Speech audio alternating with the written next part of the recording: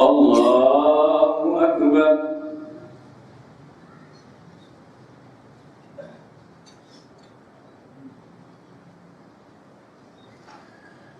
الحمد لله رب العالمين الرحمن الرحيم مالك يوم الدين إياك نعبد وإياك نستعين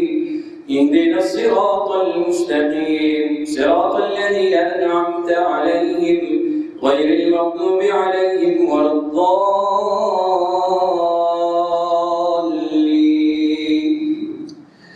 أمن خلق السماوات والأرض وأنزل لكم من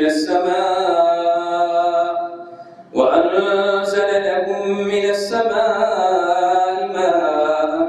فأنبتنا به حدائق ذات بهجة ما كان لكم أن تنبتوا شجرها إله مع الله بل هم قوم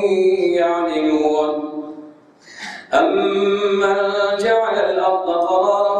وجعل خلالها أنهارا وجعل لها رواسي وجعل بين البحرين حاجزا أإله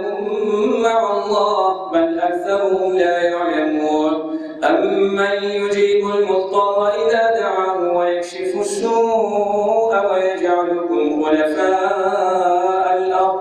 أإله مع الله قليلا ما تذكرون. أمن يهديكم في ظلمات البر والبحر ومن يرسل الرياح بشرا بين يدي رحمته أإله مع الله تعالى الله عما يشركون. أمن يبدأ الخلق ثم يعيده ومن يرزقكم من السماء والأرض أإله مع الله قل هاتوا برهانكم إن كنتم صادقين. قل لا يعلم من في السماوات والأرض الغيب إلا الله وما يشعرون أيان يبعثون بل ادارك علمهم في الآخرة بل هم في شك منها بل هم منها عمون. وقال الذين كفروا وإذا كنا ترابا وآباؤنا أئنا لمخرجون لقد وعدنا هذا نحن وآباؤنا من قبل إن هذا إلا أساطير الأولين. قل سيروا في الأرض فانظروا كيف كان عاقبة المجرمين ولا تحزن عليهم ولا تكن في ضيق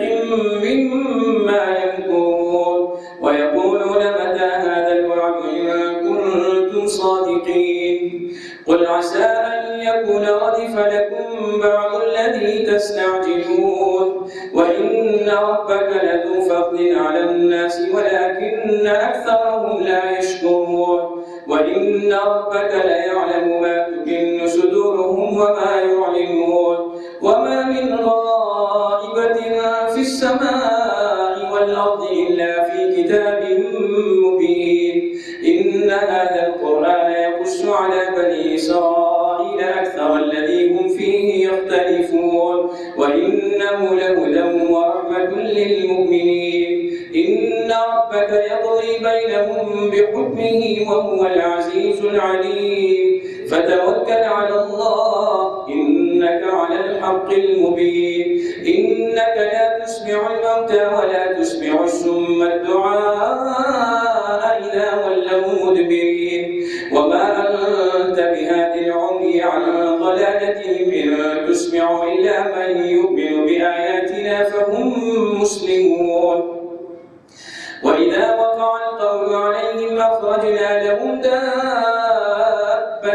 من الأرض تكلمهم أن الناس كانوا بآياتنا لا يوقنون. ويوم نحشر من كل أمة فوجا ممن يكذب بآياتنا فهم يوزعون حتى إذا جاءوا قال كذبتم بآياتي ولم تحيطوا بها علما أم ماذا كنتم تعملون. ووقع القول عليهم بما ظلموا فهم لا ينطقون.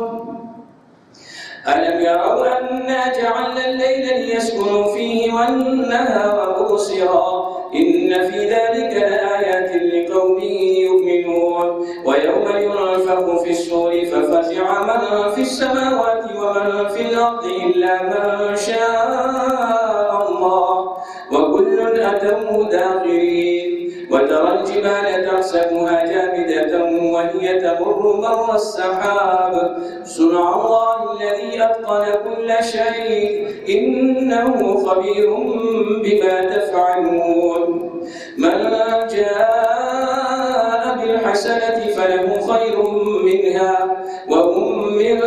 فزع يومئذ آمنون ومن جاء بالسيئة فكبت وجوههم في النار هل تجزون إلا ما كنتم تعملون إنما أمرت أن أعبد رب هذه البلدة الذي حرمها وله كل شيء وأمرت أن أكون من المسلمين وأن أتلو القرآن فمن اهتدى فإنما يهتدي لنفسه ومن ضل فقل إنما أنا من المنذرين وقل الحمد لله سيريكم آياته فتعرفونها وما ربك بغافل عما تعملون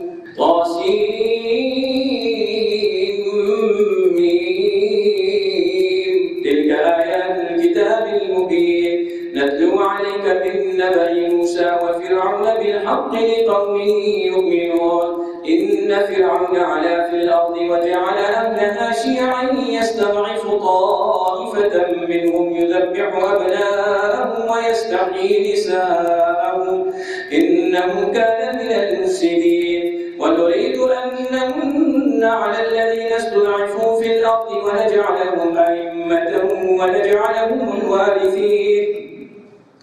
ونمكن لهم في الأرض ونري فرعون وهامان وجنودهما منهم ما كانوا يحذرون وأوحينا إلى أم موسى أن أرضعيه فإذا خفت عليه فألقيه في اليم ولا تخافي ولا تحزني إنا رادوه إليك وجاعلوه من المرسلين فالتقطه آل فرعون ليكون لهم عدوا وحزنا إن فرعون وهامان وجنودهما كانوا خاطئين وقالت امرأة فرعون قرة عين لي ولك لا تقتلوه عسى أن ينفعنا أو نتخذه ولدا وهم لا يشعرون وأصبح فؤاد أم موسى فارغا إن كادت لتبدي به لولا أن ربطنا على قلبها لتكون من المؤمنين وقالت لأخته قصيه فبصرت به عن جنب وهم لا يشعرون وحرمنا عليه المراضع من قبل فقالت هل أدلكم على أهل بيت يكفلونه لكم وهم له ناصحون فرددناه إلى أمه كي تقر عينها ولا تحزن ولتعلم أن وعد الله حق ولكن أكثرهم لا يعلمون ولما بلغ أشده واستوى آتيناه حكما وعلما وكذلك نجزي المحسنين ودخل المدينة على حين غفلة من أهلها فوجد فيها رجلين يقتتلان هذا من شيعته وهذا من عدوه فاستغاثه الذي من شيعته على الذي من عدوه فوكزه موسى فقضى عليه قال هذا من عمل الشيطان إنه عدو مضل مبين قال رب إني ظلمت نفسي فاغفر لي فغفر له إنه هو الغفور الرحيم قال رب بما أنعمت علي فلن أكون ظهيرا للمجرمين فأصبح في المدينة خائفا يترقب فإذا الذي استنصره بالأمس يستصرخه قال له موسى إنك لغبي مبين فلما أن أراد أن يبطش بالذي هو عدو لهما قال يا موسى أتريد أن تقتلني كما قتلت نفسا بالأمس إن تريد إلا أن تكون جبارا في الأرض وما تريد أن تكون من المصلحين وجاء رجل من أقصى المدينة يسعى قال يا موسى إن الملأ يأتمرون بك ليقتلوك فاخرج إني لك من الناصحين. فخرج منها خائفا يترقب قال رب نجني من القوم الظالمين. ولما توجه تلقاء مدين قال عسى ربي أن يهديني سواء السبيل. ولما ورد ماء مدين وجد عليه أمة من الناس يسقون ووجد من دونهم امرأتين تذودان قال ما خطبكما قالتا لا نسقي حتى يصدر الرعاء وأبونا شيخ كبير. فسقى لهما ثم تولى إلى الظل فقال رب إني لما أنزلت إلي من خير فقير. فجاءته إحداهما تمشي على استحياء قالت إن أبي يدعوك ليجزيك أجر ما سقيت لنا. فلما جاءه وقص عليه القصص قال لا تخف نجوت من القوم الظالمين. قالت إحداهما يا أبت استأجره إن خير من استأجرت القوي الأمين. قال إني أريد أن أنكحك إحدى ابنتي هاتين على أن تأجرني 8 حجج فإن أتممت 10 فمن عندك وما أريد أن أشق عليك ستجدني إن شاء الله من الصالحين. قال ذلك بيني وبينك أيما الأجلين قضيت فلا عدوان علي والله على ما نقول وكيل. فلما قضى موسى الأجل وسار بأهله آنس من جانب الطور نارا قال لأهلهم كثوا إني آنست نارا لعلي آتيكم منها بخبر أو جذوة من النار لعلكم تصطلون. فلما أتاها نودي من شاطئ الوادي الأيمن في البقعة المباركة من الشجرة أن يا موسى إني أنا الله رب العالمين وأن ألق عصاك. فلما رآها تهتز كأنها جان ولا مدبرا ولم يعقب. يا موسى أقبل ولا تخف إنك من الآمنين. أسلك يدك في جيبك تخرج بيضاء من غير سوء واضم إليك جناحك من الرهب فذلك برهانان من ربك إلى فرعون وملئه إنهم كانوا قوما فاسقين.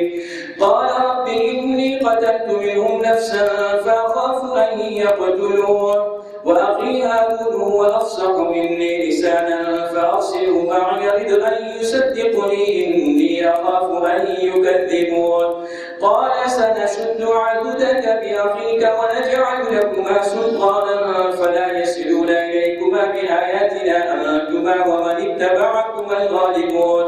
فلما جاءهم موسى بآياتنا بينات قالوا ما هذا إلا سحر مفترى وما سمعنا بهذا في آبائنا الأولين. وقال موسى ربي أعلم بمن جاء بالهدى من عنده ومن تكون له عاقبة الدار إنه لا يفلح الظالمون. وقال فرعون يا أيها الملأ ما علمت لكم من إله غيري فأوقد لي يا هامان على الطين فاجعل لي صرحا لعلي أطلع إلى إله موسى وإني لأظنه من الكاذبين. واستكبر هو وجنوده في الأرض بغير الحق وظنوا أنهم إلينا لا يرجعون. فأخذناه وجنوده فنبذناهم في اليم فانظر كيف كان عاقبة الظالمين. وجعلناهم أئمة يدعون إلى النار ويوم القيامة لا ينصرون. وأتبعناهم في هذه الدنيا لعنة ويوم القيامة هم من المقبوحين. ولقد آتينا موسى الكتاب من بعد ما أهلكنا القرون الأولى بصائر للناس وهدى ورحمة لعلهم يتذكرون. وما كنت بجانب الغربي إذ قضينا إلى موسى الأمر وما كنت من الشاهدين ولكننا أنشأنا قرونا فتطاول عليهم العمر وما كنت ثابيا في أهل مدين تتلو عليهم آياتنا ولكننا كنا مرسلين وما كنت بجانب الطور إذ نادينا ولكن رحمة من ربك لتنذر قوما ما أتاهم من نذير من قبلك لعلهم يتذكرون ولولا أن تصيبهم مصيبة بما قدمت أيديهم فيقولوا ربنا لولا أرسلت إلينا رسولا فنتبع آياتك ونكون من المؤمنين فلما جاءهم الحق من عندنا قالوا لولا أوتي مثل ما أوتي موسى أولم يكفروا بما أوتي موسى من قبل قالوا سحران تظاهرا وقالوا إنا بكل كافرون قل فأتوا بكتاب من عند الله هو أهدى منهما أتبعه إن كنتم صادقين فإن لم يستجيبوا لك فاعلم أنما يتبعون أهواءهم ومن أضل ممن اتبع هواه بغير هدى من الله إن الله لا يهدي القوم الظالمين ولقد وصلنا لهم القول لعلهم يتذكرون الذين آتيناهم الكتاب من قبله هم به يؤمنون وإذا يتلى عليهم قالوا آمنا به إنه الحق من ربنا إنا كنا من قبله مسلمين أولئك يؤتون أجرهم مرتين بما صبروا ويدرؤون بالحسنة السيئة ومما رزقناهم ينفقون وإذا سمعوا اللغو أعرضوا عنه وقالوا لنا أعمالنا ولكم أعمالكم سلام عليكم لا نبتغي الجاهلين إنك لا تهدي من أحببت ولكن الله يهدي من يشاء وهو أعلم بالمهتدين وقالوا إن نتبع الهدى معك نتخطف من أرضنا أولم نمكن لهم حرما آمنا يجبى إليه ثمرات كل شيء رزقا من لدنا ولكن أكثرهم لا يعلمون وكم أهلكنا من قرية بطرت معيشتها فتلك مساكنهم لم تسكن من بعدهم إلا قليلا وكنا نحن الوارثين وما كان ربك مهلك القرى حتى يبعث في أمها رسولا يتلو عليهم آياتنا وما كنا مهلك القرى إلا وأهلها ظالمون وما أوتيتم من شيء فمتاع الحياة الدنيا وزينتها وما عند الله خير وأبقى أفلا تعقلون أفمن وعدناه وعدا حسنا فهو لاقيه كمن متعناه متاع الحياة الدنيا ثم هو يوم القيامة من المحضرين ويوم يناديهم فيقول أين شركائي الذين كنتم تزعمون قال الذين حق عليهم القول ربنا هؤلاء الذين أغويناهم كما غوينا تبرأنا إليك ما كانوا إيانا يعبدون وقيل ادعوا شركاءكم فدعوهم فلم يستجيبوا لهم ورأوا العذاب لو أنهم كانوا يهتدون ويوم يناديهم فيقول ماذا أجبتم المرسلين فعميت عليهم الأنباء يومئذ فهم لا يتساءلون فأما من تاب وآمن وعمل صالحا فعسى أن يكون من المفلحين وربك يخلق ما يشاء ويختار ما كان لهم الخيار سبحان الله وتعالى عما يشركون وربك يعلم ما تكن صدورهم وما يعلنون وهو الله لا إله إلا هو له الحمد في الأولى والآخرة وله الحكم وإليه ترجعون قل أرأيتم إن جعل الله عليكم الليل سرمدا إلى يوم القيامة من إله غير الله يأتيكم بضياء أفلا تسمعون قل أرأيتم إن جعل الله ألم إله غير الله يأتيكم بليل تسكنون فيه أفلا تبصرون ومن رحمته جعل لكم الليل والنهار لتسكنوا فيه ولتبتغوا من فضله ولعلكم تشكرون ويوم يناديهم فيقول أين شركائي الذين كنتم تزعمون ونزعنا من كل أمة شهيدا فقلنا هاتوا برهانكم فعلموا أن الحق لله وضل عنهم ما كانوا يفترون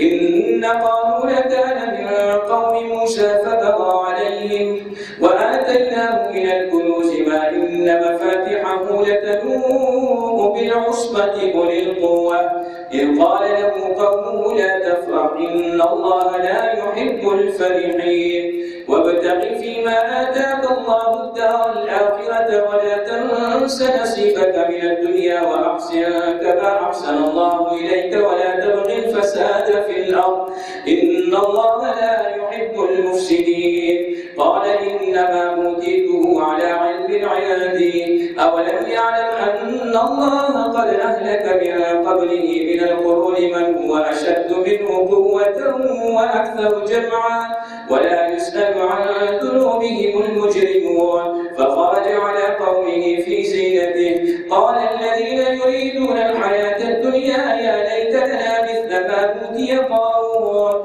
إنه لذو حظ عظيم وقال الذين أوتوا العلم ويلكم ثواب الله خير لمن آمن وعمل صالحا ولا يلقاها إلا الصابرون فخسفنا به وبداره الأرض فما كان له من فئة ينصر له من دون الله وما كان من المنتصرين وأصبح الذين تمنوا مكانه بالأمس يقولون ويك أن الله يبسط الرزق لمن يشاء من عباده ويقدر لولا أمن الله علينا لخسف بنا وكأنه لا يفلح الكافرون تلك الدار الآخرة نجعلها للذين لا يريدون علوا في الأرض ولا فسادا والعاقبة للمتقين من جاء بالحسنة فله خير منها ومن جاء بالسيئة فلا يجزى الذين عملوا السيئات إلا ما كانوا يعملون إن الذي فرض عليك القرآن لردك إلى معاد قل ربي أعلم من جاء بالهدى ومن هو في ضلال مبين وما كنت ترجو أن يلقى إليك الكتاب إلا رحمة من ربك فلا تكونن ظهيرا للكافرين ولا يصدنك عن آيات الله بعد إذ أنزلت إليك وادع إلى ربك ولا تكونن من المشركين ولا تدع مع الله إلها آخر لا إله إلا هو كل شيء هالك إلا وجهه له الحكم وإليه ترجعون ألف لام ميم أحسب الناس أن يتركوا أن يقولوا آمنا وهم لا يفتنون ولقد فتنا الذين من قبلهم فليعلمن الله الذين صدقوا وليعلمن الكاذبين أم حسب الذين يعملون السيئات أن يسبقونا ساء ما يحكمون من كان يرجو لقاء الله فإن أجل الله لآت وهو السميع العليم ومن جاهد فإنما يجاهد لنفسه إن الله لغني عن العالمين والذين آمنوا وعملوا الصالحات لنكفرن عنهم سيئاتهم ولنجزينهم أحسن الذي كانوا يعملون ووصينا الإنسان بوالديه حسنا وإن جاهداك لتشرك بما ليس لك به علم فلا تطعهما إلي مرجعكم فأنبئكم بما كنتم تعملون والذين آمنوا وعملوا الصالحات لندخلنهم في الصالحين ومن الناس من يقول آمنا بالله فإذا أوذي في الله جعل فتنة الناس كعذاب الله ولئن جاء نصر من ربك ليقولن إنا كنا معكم أوليس الله بأعلم بما في صدور العالمين وليعلمن الله الذين آمنوا وليعلمن المنافقين. وقال الذين كفروا للذين آمنوا اتبعوا سبيلنا ولنحمل خطاياكم وما هم بحاملين من خطاياكم من شيء إنهم لكاذبون وليحملن أثقالهم وأثقالا مع أثقالهم وليسألن يوم القيامة عما كانوا يفترون. ولقد أرسلنا نوحا إلى قومه فلبث فيهم 1000 سنة إلا 50 عاما فأخذهم الطوفان وهم ظالمون فأنجيناه وأصحاب السفينة وجعلناها آية للعالمين. وإبراهيم إذ قال لقومه اعبدوا الله واتقوه ذلكم خير لكم إن كنتم تعلمون. إنما تعبدون من دون الله أوثانا وتخلقون إفكا إن الذين تعبدون من دون الله لا يملكون لكم رزقا فابتغوا عند الله الرزق واعبدوه واشكروا له إليه ترجعون. وإن تكذبوا فقد كذب من قبلكم وما على الرسول إلا البلاغ المبين. أولم يروا كيف يبدئ الله الخلق ثم يعيده إن ذلك على الله يسير. قل سيروا في الأرض فانظروا كيف بدأ الخلق ثم الله ينشئ النشأة الآخرة إن الله على كل شيء قدير. يعذب من يشاء ويرحم من يشاء وإليه تقلبون. وما أنتم بمعجزين في الأرض ولا في السماء وما لكم من دون الله من ولي ولا نصير.